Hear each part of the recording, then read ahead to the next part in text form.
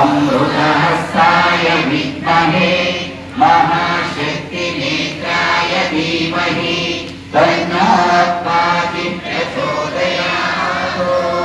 ॐ सुवर्णवृष्टिं कुरु मे गृहे श्रीः सुधान्यवृष्टिं कुरु मे गृहे श्रीः कल्याणवृष्टिं कुरु मे गृहे श्रीः विभूतिवृष्टिं कुरु मे गृहे श्रीः सुवर्णवृष्टिं कुरु मे गृहे श्रीः सुधान्यवृष्टिं कुरु मे गृहे श्रीः कल्याणवृष्टिं कुरु मे गृहे श्रीः विभूतिवृष्टिं कुरु मे गृहे श्रीः।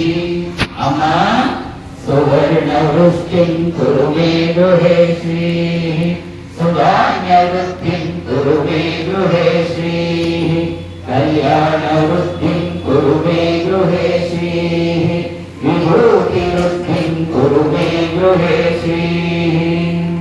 लोका समस्ता सुखिनो भवन्तु लोका समस्ता सुखिनो भवन्तु लोका समस्ता सुखिनो भवन्तु समस्त सन्मङ्गलानि भवन्तु।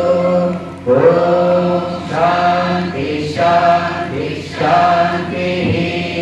हरिः ॐ तत्सत्। सर्वं श्री जगदम्बार्पणमस्तु।